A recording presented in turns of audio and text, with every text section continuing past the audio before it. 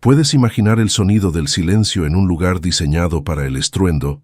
El cubo de agua de Beijing, sede del Campeonato Mundial de Natación Artística, el 15 de julio de 2024, era una catedral de la perfección acuática, un prodigio arquitectónico donde cada salpicadura parecía calculada por un superordenador. El ambiente, más que festivo, era de una tensión casi reverencial, una admiración gélida por la maquinaria imparable del equipo chino.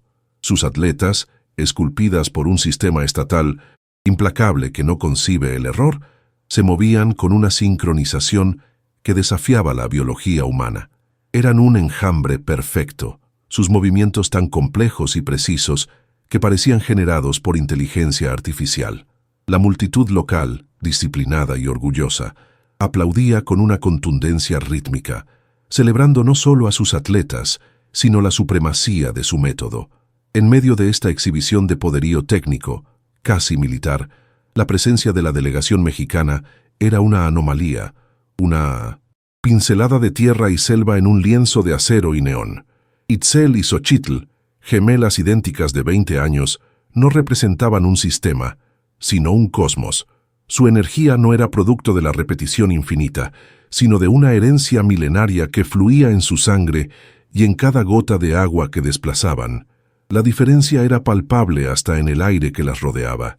Mientras las nadadoras chinas emanaban un aura de concentración absoluta, sus rostros como máscaras de porcelana impasibles, las hermanas de Yucatán poseían una serenidad que desentonaba, casi provocaba. Sus largos cabellos negros, atados en elaboradas trenzas que recordaban a las inscripciones de un templo maya, caían sobre sus hombros. Sus miradas no estaban vacías de emoción, sino llenas de una calma profunda, como la superficie de un cenote antes del amanecer. En el agua, su conexión era de otro nivel. No era la sincronización mecánica aprendida en miles de horas de entrenamiento frente a un espejo. Era una simbiosis, un fluir, orgánico como si fueran un solo ser con dos cuerpos, sus extremidades moviéndose en una conversación silenciosa que solo ellas entendían. Parecían menos entrenadas y más nacidas para eso. El contraste era un choque de mundos, la perfección robótica del futuro contra la sabiduría orgánica de un pasado que se negaba a morir, un pasado que latía con la fuerza de las mareas y el misterio de la tierra. Pero en este escenario, ¿podría la memoria ancestral competir contra la implacable marcha del progreso tecnológico? La tensión no se limitaba a la piscina. Se había materializado horas antes, en la gélida atmósfera de la sala de conferencias de prensa. Las luces de los flashes rebotaban en las botellas de agua mineral, perfectamente alineadas sobre la mesa. Lin Wang, la capitana china de 21 años, respondía a las preguntas en un inglés impecable, su voz tan controlada y precisa como sus movimientos en el agua. Era la atleta perfecta, el rostro de una nueva era en el deporte, una era que su equipo pretendía inaugurar con una rutina de una dificultad matemática nunca antes vista. Describía con detalle el uso de sensores de movimiento, análisis de datos biomecánicos y software de simulación que habían empleado para coreografiar cada segundo de su presentación. Hablaba del futuro, de la evolución, de romper con las cadenas de la tradición para alcanzar un nuevo plano de excelencia humana. Sentadas a su lado, Itzel y Xochitl escuchaban la traducción a través de sus audífonos, su silencio contrastando con la elocuencia tecnológica de su rival. Pero la perfección del equipo chino ocultaba una fragilidad, un secreto que ninguna ciencia podía medir. ¿Cuál era el único elemento humano que su tecnología jamás podría replicar? Un periodista europeo, buscando quizás un poco de color en una narrativa dominada por la técnica, dirigió su pregunta a Lin Wang. Señorita Wang, su equipo representa la vanguardia técnica. ¿Qué opina de la propuesta tan folclórica de las gemelas mexicanas? Su rutina se basa en mitos antiguos. La palabra folclórica quedó suspendida en el aire, cargada de un sutil pero inconfundible menosprecio. Lin Wang esbozó una sonrisa que no alcanzó sus ojos, una curva perfecta y calculada. Tomó un sorbo de agua antes de responder, un gesto que le dio tiempo para afilar sus palabras. Respetamos a todas las competidoras, por supuesto, comenzó, su tono condescendiente, envuelto en un velo de profesionalismo. La cultura de cada país es hermosa y tiene su lugar en los museos. Hizo una pausa para que la puya aterrizara. Pero el deporte evoluciona. Nosotros estamos aquí para presentar el futuro, para empujar los límites de lo posible. Su arte es admirable, pero en términos de dificultad técnica, de innovación, no tiene nada nuevo que ofrecer. El pasado no gana medallas de oro. La declaración fue un misil de precisión. No fue una simple crítica deportiva, sino un decreto de irrelevancia, un desprecio absoluto por la validez de una cultura milenaria en el escenario global del siglo XXI. Era la voz de la modernidad arrogante, declarando obsoleto todo aquello que no podía cuantificar en datos y algoritmos. Para Lin Wang y su sistema, el nado del inframundo de las gemelas no era más que una danza tribal, una curiosidad antropológica sin valor en la tabla de puntuaciones. Itzel y Xochitl no reaccionaron. Sus rostros permanecieron impasibles, una habilidad aprendida de su abuela para no mostrar jamás el corazón al enemigo. Pero por dentro, las palabras de Lin Wang habían encendido una llama, no de ira, sino de una determinación fría y ancestral. La ofensa no era personal, era una afrenta a su abuela, a su pueblo, a los espíritus del agua que les habían enseñado a nadar. En ese momento, la competencia dejó de ser por una medalla. Se convirtió en un acto de defensa sagrada. El eco de esas palabras todavía resonaba en sus mentes mientras se preparaban al borde de la piscina. Veían al equipo chino recibir sus flores, sus sonrisas idénticas reflejadas en las pantallas gigantes del cubo de agua. La puntuación que habían obtenido era estratosférica, un 99.8 sobre 100, una barrera que parecía insuperable. La victoria para todos en el recinto ya estaba decidida. La rutina de las chinas, titulada Metrópolis de Neón, había sido una deslumbrante exhibición de velocidad, potencia y complejidad, una representación de la energía urbana y el avance tecnológico, pero para las gemelas, esa perfección tenía un vacío. Carecía de alma, de ik, el aliento vital según la cosmogonía maya. Su abuela les había enseñado que el agua no es un elemento a dominar, sino un espíritu con el que dialogar. ¿Podrían hacer que los jueces y el mundo escucharan esa conversación silenciosa? Las palabras de su abuela resonaban en sus mentes, un antiguo proverbio sobre los peligros de entrar en Xibalbá.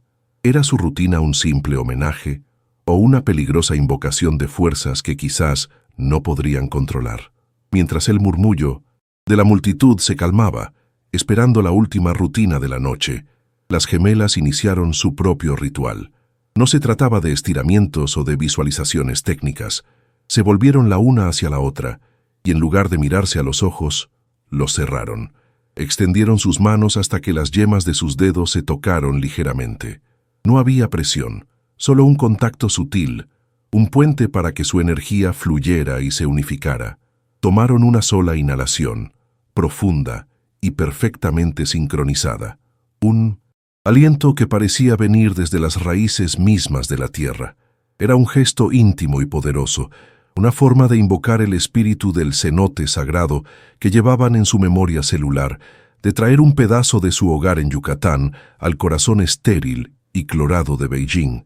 Estaban pidiendo permiso al agua, recordándose a sí mismas que no eran dueñas de la piscina, sino invitadas en su dominio. Un gesto invisible para las miles de personas que las observaban, pero que era la verdadera fuente de su poder. El presentador anunció sus nombres y el título de su rutina, El viaje a Xibalbá. Un silencio expectante llenó el estadio, una mezcla de curiosidad y escepticismo. El público acababa de presenciar lo que consideraban la cima de la evolución del deporte. ¿Qué podían ofrecer ahora estas dos chicas de una tierra lejana con su danza folclórica?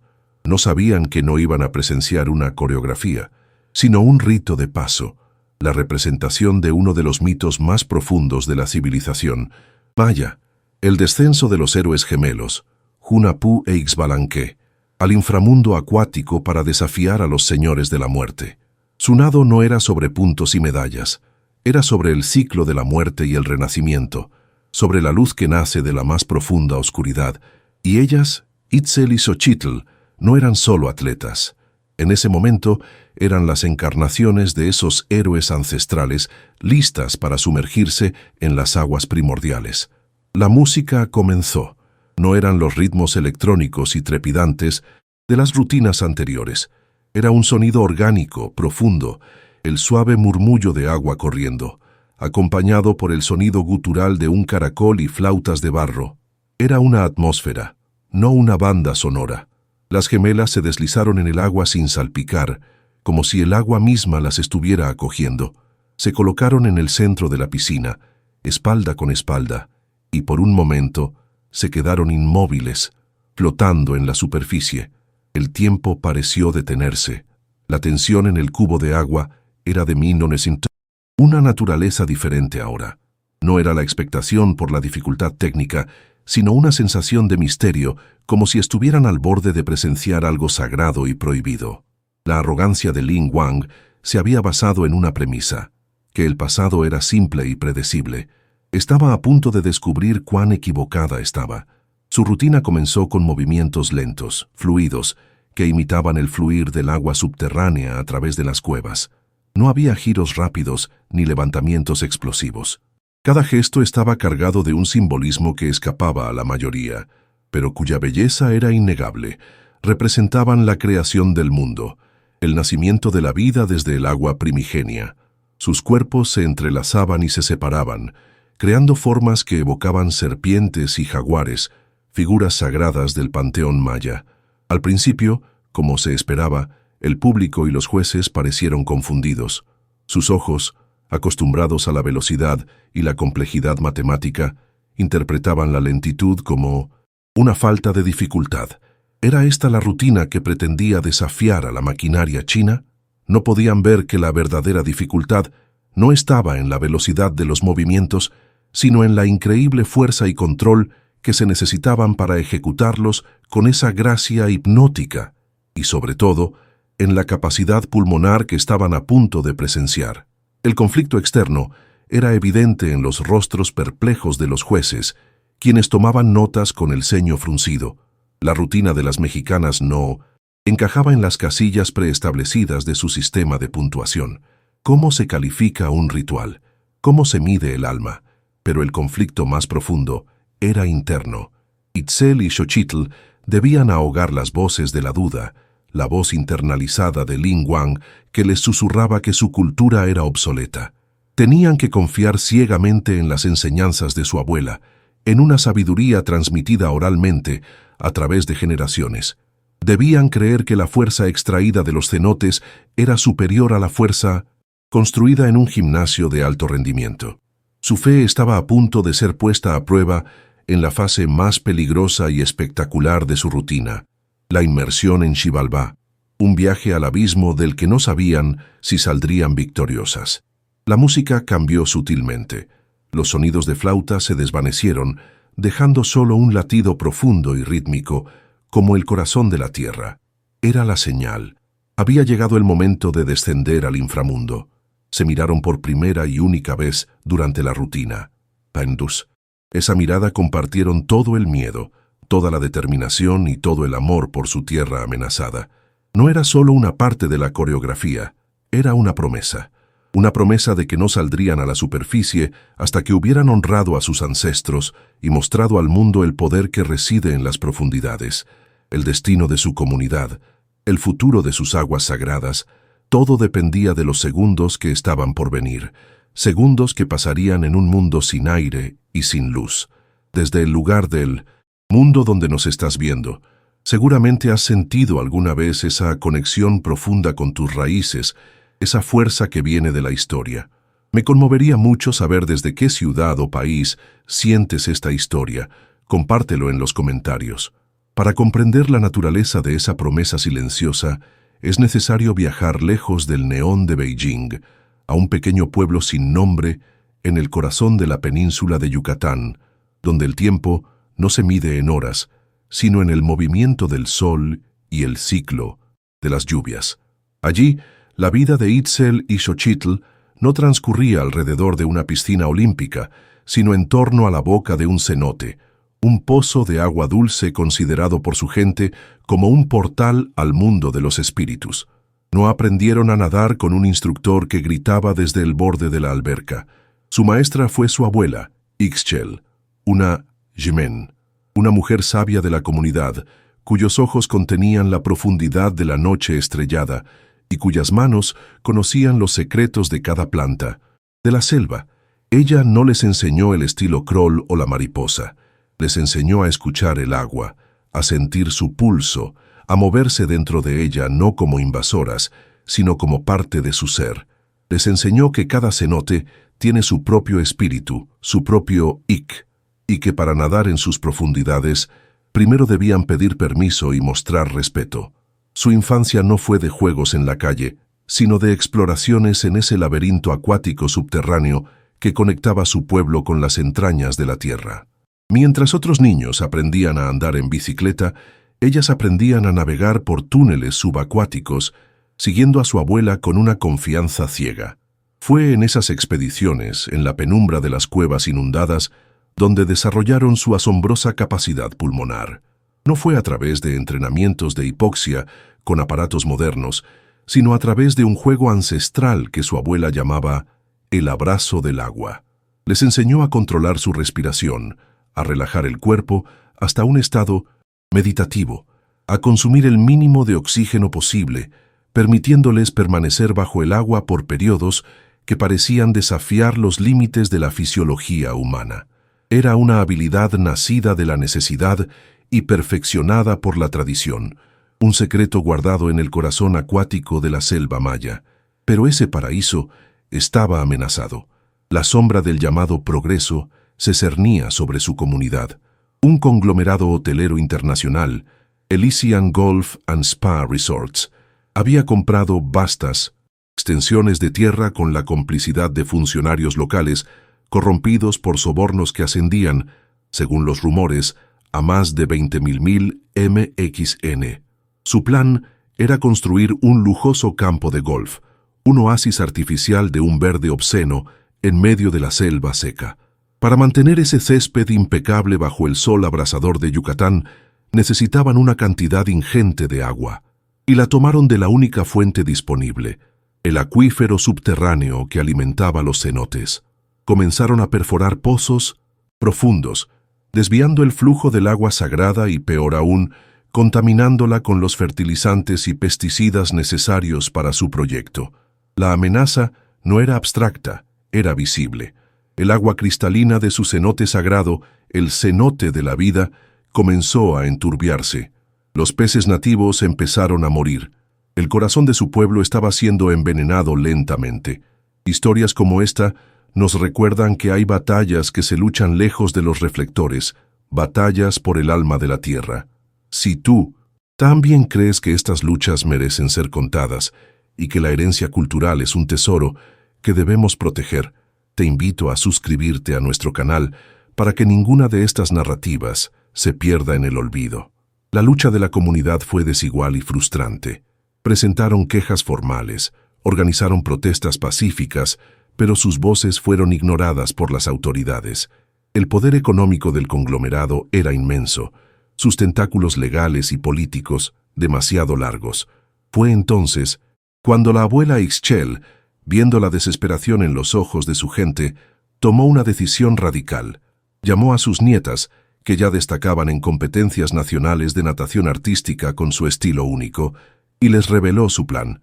El mundo moderno no escucha las palabras de los ancianos, les dijo una noche bajo la luz de la luna llena, pero sí escuchan el sonido de una medalla de oro. Deben ir al campeonato mundial, no deben ir a competir, deben ir a hablar. Su cuerpo será su voz. El agua de Mindomas, la piscina será su cenote. Muéstrenles al mundo lo que están destruyendo. Muéstrenles el poder de Xibalbá. Así, la competencia se transformó en una misión sagrada. Cada entrenamiento, cada hora en la piscina, estaba impregnada de un nuevo propósito. No luchaban por la gloria personal, sino por la supervivencia de su ecosistema y de su cultura.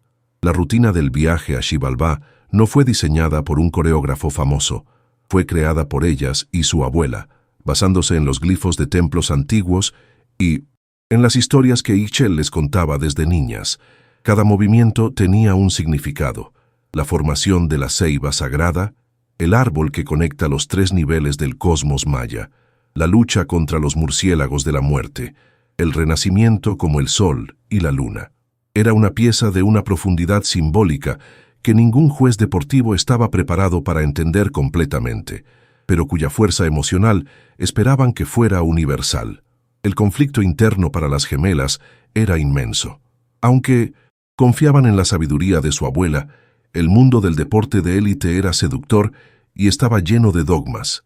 Sus entrenadores en la Federación Mexicana, aunque bien intencionados, intentaron pulir su estilo, hacerlo más convencional, más rápido, más competitivo. Les decían que su capacidad pulmonar era un don, pero que debían complementarlo con la técnica moderna, con los giros y levantamientos que daban más puntos. Su estilo es hermoso, pero no es ganador, les repetía su entrenador principal, un hombre formado en la escuela rusa. Por un tiempo intentaron adaptarse, incorporar esos elementos extraños en su rutina, pero se sentía como una traición. Su nado perdía fluidez, se volvía torpe, carente del espíritu que lo hacía especial. Se sentían divididas entre 2 mundos, el de sus ancestros y el del deporte moderno. La decisión final la tomaron una tarde, después de un entrenamiento frustrante en la Ciudad de México. Se sentaron al borde de la piscina, el olor a cloro, irritando sus fosas nasales, tan diferente del aroma a tierra húmeda de su cenote.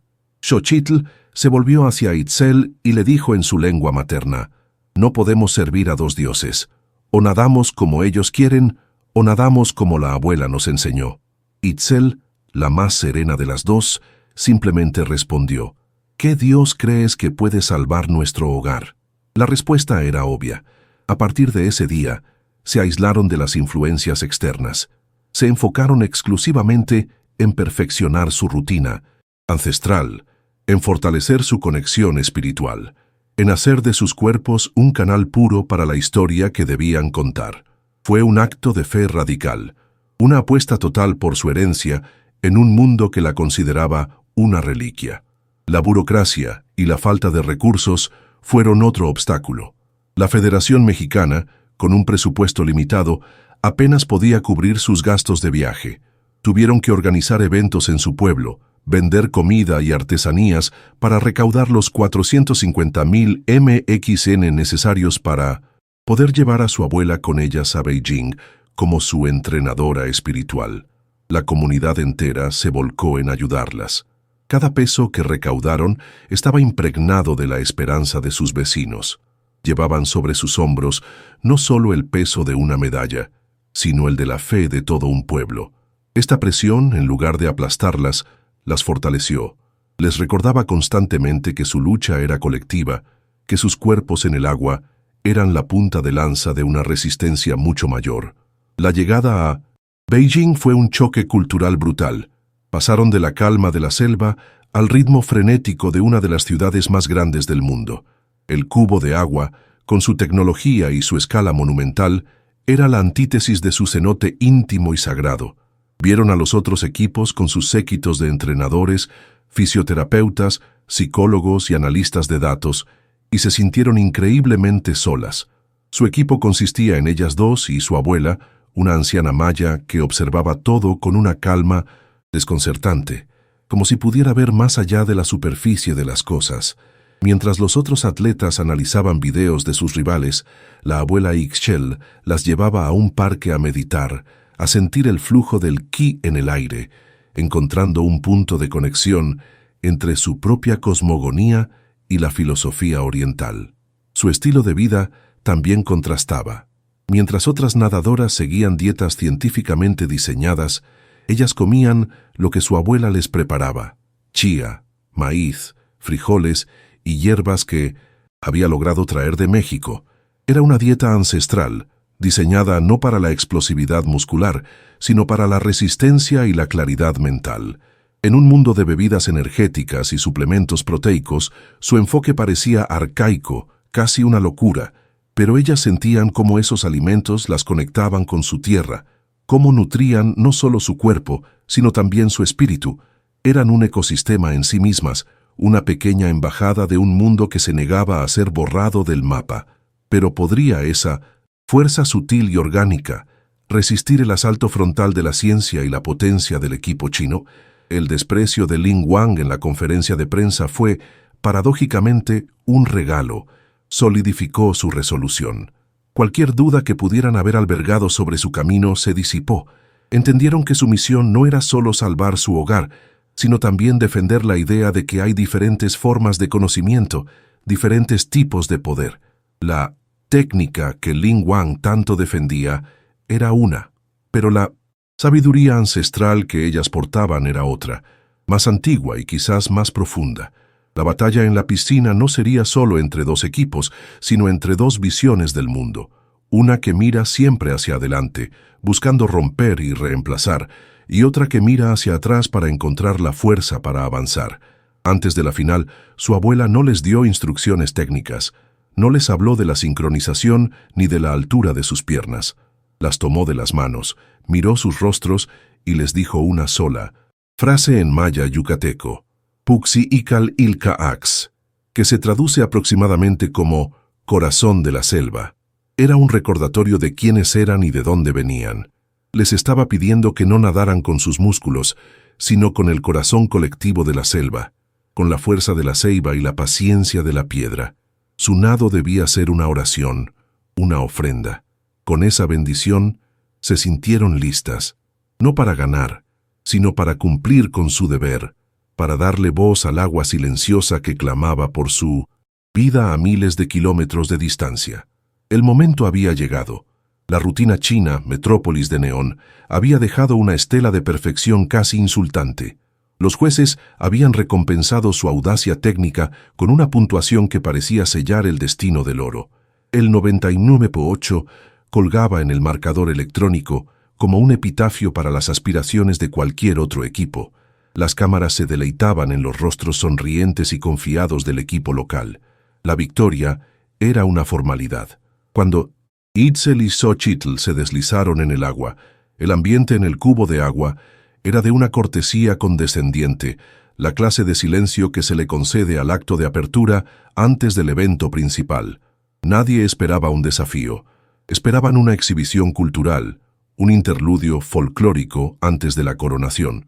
No sabían que estaban a punto de ser testigos de un acto de magia ancestral, una manifestación de poder que ninguna tabla de puntuación podría jamás contener por completo. La música, ese murmullo de agua y flautas de barro, comenzó a llenar el estadio, y con ella el viaje a Xibalbá. Los primeros movimientos, lentos y ondulantes, no lograron impresionar a los escépticos. Representaban la entrada al inframundo a través del agua del cenote, un pasaje sereno pero lleno de presagios. El público, acostumbrado a la acción inmediata, comenzó a removerse en sus asientos. Los comentaristas de televisión hablaban en voz baja sobre la valentía de presentar una rutina tan artística, pero con una clara desventaja en la dificultad inicial. Pero entonces algo comenzó a cambiar. A medida que la rutina avanzaba, su sincronización trascendía lo físico. No era que movieran sus brazos al mismo tiempo, era que parecían compartir el mismo aliento, el mismo pulso. Su fluidez era tan perfecta que creaba una ilusión óptica. La línea que separaba sus dos cuerpos se desdibujaba, fusionándolos en una sola criatura mítica, mitad humana, mitad agua. Este es el instante en que la duda se transforma en asombro, cuando el alma se impone a la técnica. Si sientes la magia de este momento, si tu corazón se acelera anticipando lo imposible, te pido que te unas a nosotros. Suscríbete ahora, para que juntos podamos ser testigos de cómo la herencia puede reescribir el futuro. La rutina narraba el paso de los héroes gemelos por las pruebas de Xibalbá. Un giro rápido y complejo representaba la caza de las navajas. Una serie de movimientos angulares y peligrosamente cercanos simbolizaba su escape de la caza de los jaguares. Poco a poco, la confusión del público se transformó en fascinación. Estaban siendo atraídos a la historia, hipnotizados por una narrativa que no entendían con la mente, pero que sentían en un nivel más profundo. Y entonces, la música se detuvo. Solo quedó un único sonido, un latido rítmico, profundo y lento, que resonaba en todo el estadio. Era el corazón de Xibalbá, el corazón de la tierra misma. Era la señal para la prueba final, la más peligrosa, el viaje a través de la casa de la oscuridad, la inmersión de la que quizás no había retorno. Se miraron a los ojos, una última conexión antes de entregar sus cuerpos al abismo. Tomaron una última, profunda inhalación juntas y se sumergieron. El cronómetro en la pantalla de televisión comenzó a correr. 10 segundos, 20, 30. El tiempo promedio que una nadadora de élite permanece bajo el agua en una rutina de alta intensidad. Pero ellas no salieron. Sus cuerpos, visibles bajo la superficie cristalina, no luchaban por el aire. Estaban en un estado de calma absoluta, moviéndose lentamente, sus cuerpos entrelazados en una espiral descendente que simbolizaba el viaje al centro del inframundo. 45 segundos. El murmullo en el público comenzó. Una ola de nerviosismo.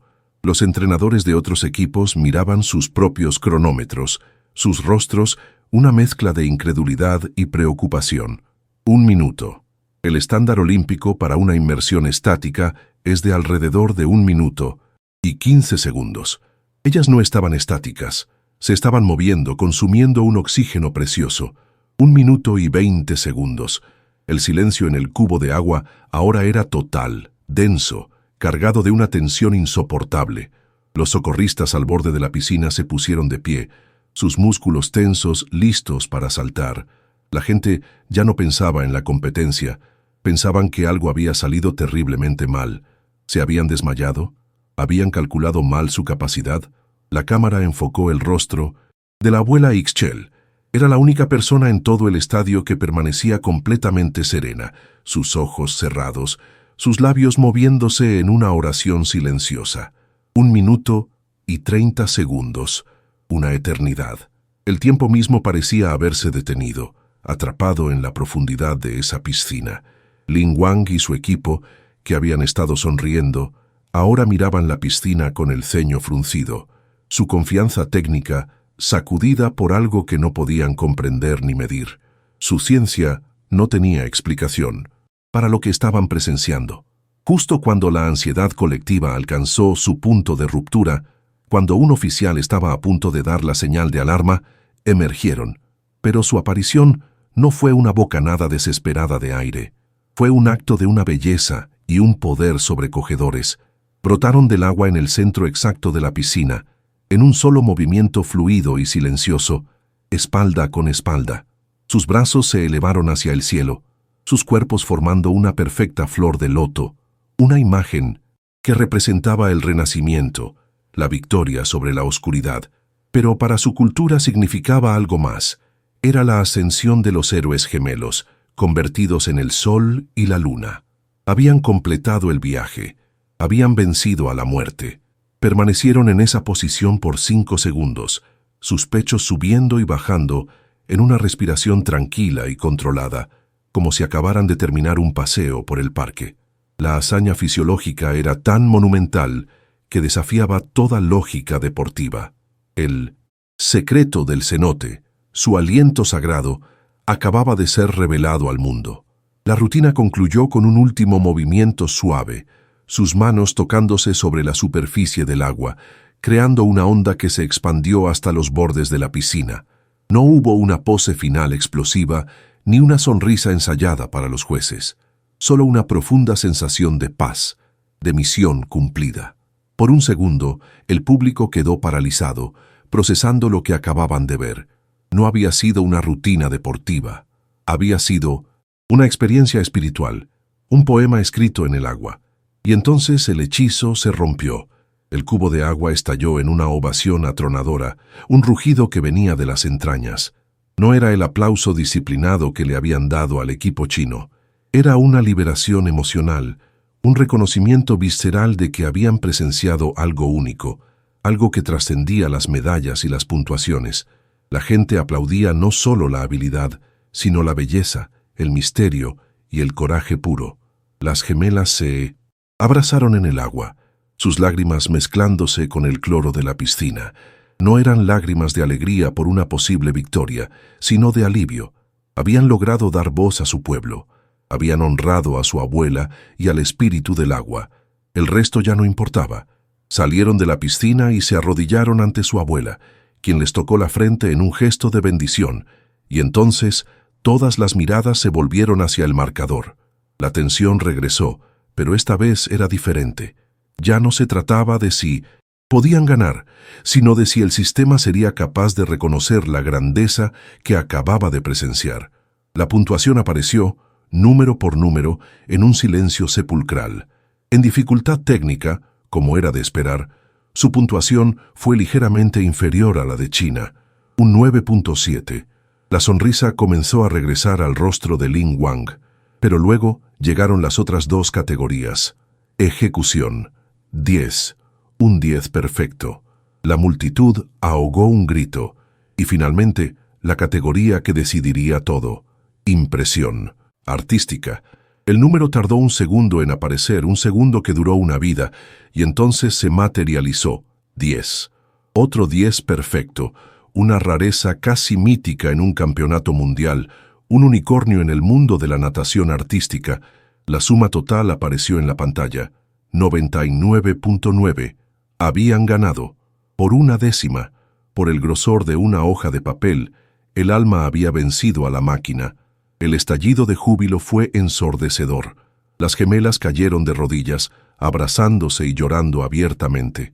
Su pequeño rincón en la delegación, con su abuela en el centro, se convirtió en el epicentro de una celebración que resonó en todo el mundo. La cámara, implacable, buscó el rostro de Lin Wang. Su sonrisa se había desvanecido por completo. En su lugar no había solo decepción, sino una profunda y desconcertante confusión. Su rostro era el de alguien cuya visión del mundo acababa de ser demolida. Había presenciado una forma de poder que su ciencia no podía analizar, una técnica que sus algoritmos no podían replicar. Había despreciado el pasado, y el pasado, con la fuerza silenciosa de un río subterráneo, había regresado para reclamar el futuro.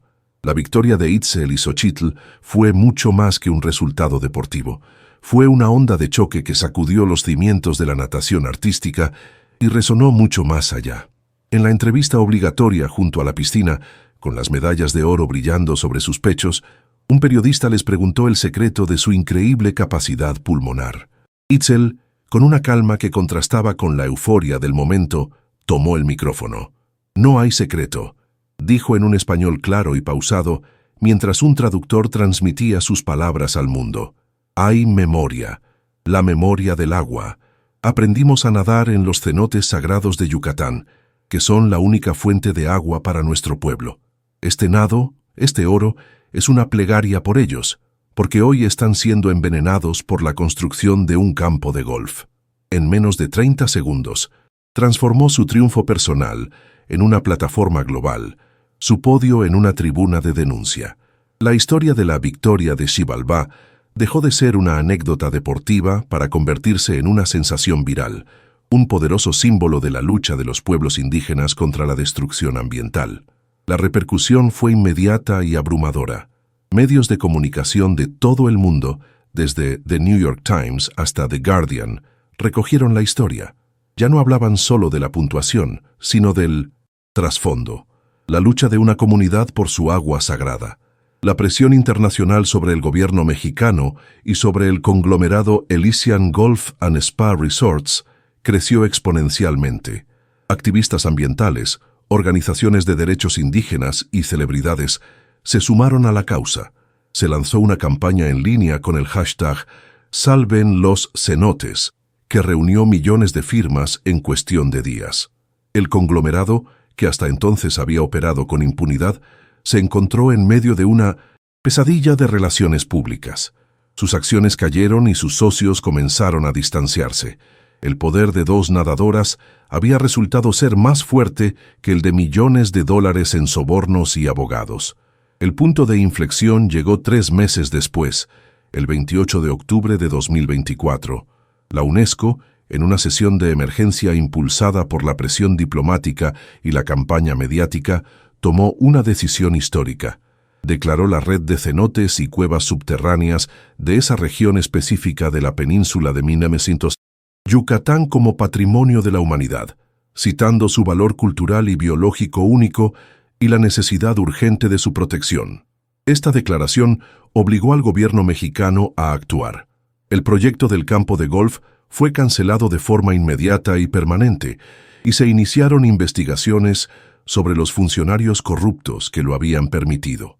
La victoria de las gemelas no solo había salvado el corazón acuático de su pueblo, sino que había creado un precedente legal y moral para la protección de otros lugares sagrados en todo el mundo. Su medalla de oro se había transformado en un escudo para la madre tierra. El impacto en su deporte también fue revolucionario. La natación artística, que corría el riesgo de convertirse en una disciplina cada vez más homogénea y predecible, vio un renacimiento.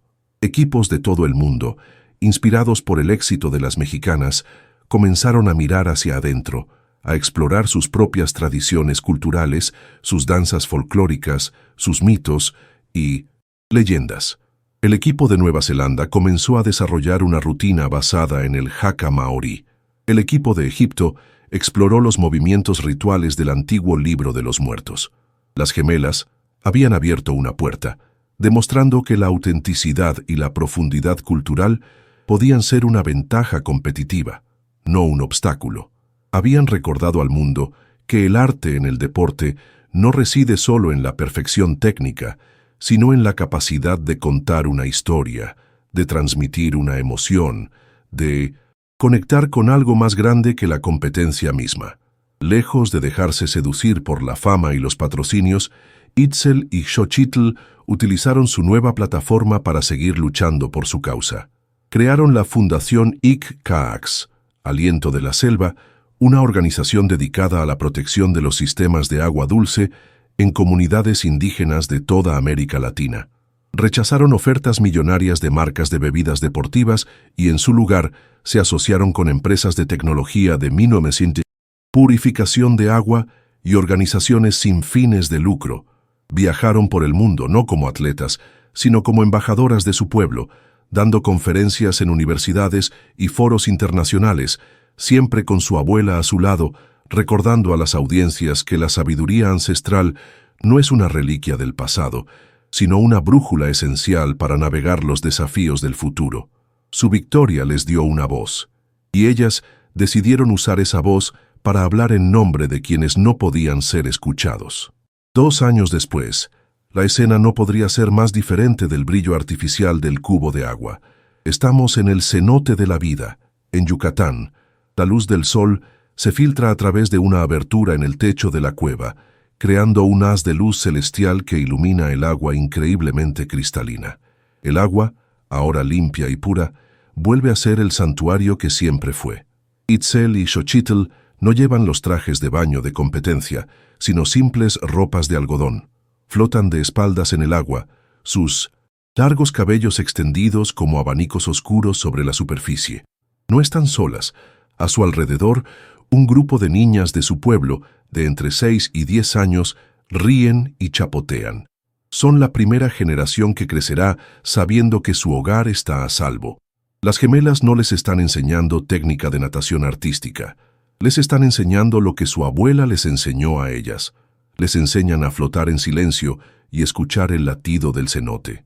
Les enseñan a pedir permiso antes de entrar al agua y a dar las gracias al salir. Les enseñan los nombres de los espíritus del agua y las historias de los héroes gemelos que viajaron a Xibalbá. No están formando a la próxima generación de campeonas olímpicas. Están formando a la próxima generación de guardianas del agua. Su abuela, sentada en una roca en la orilla, las observa con una sonrisa serena. El ciclo continúa. La memoria se ha transmitido. El oro más valioso que ganaron no fue el que colgaron de sus cuellos, sino la paz de su hogar y la promesa de un futuro para su gente. El legado de Itzel y Xochitl no está inscrito en los libros de récords deportivos, sino en el flujo perpetuo del agua limpia, en la risa de los niños y en la renovada fe de su comunidad. Demostraron una verdad profunda y universal, que la verdadera innovación no siempre reside en la invención de algo radicalmente nuevo, sino en el coraje de redescubrir, honrar y dar voz a la sabiduría profunda y atemporal del pasado. Probaron que una cultura ancestral, lejos de ser una pieza de museo, puede albergar una fuerza y una resiliencia que la modernidad ha olvidado. Su nado fue la lección definitiva. El alma tiene una técnica que ninguna ciencia puede medir y un poder que ningún imperio puede conquistar. Esta historia nos enseña que la esperanza puede nacer de las profundidades más oscuras y que la voz de la tradición puede resonar más fuerte que cualquier ruido del presente. Si esta victoria del espíritu sobre la máquina te ha conmovido, suscríbete y acompáñanos a descubrir más historias donde el corazón humano demuestra ser la fuerza más innovadora de todas.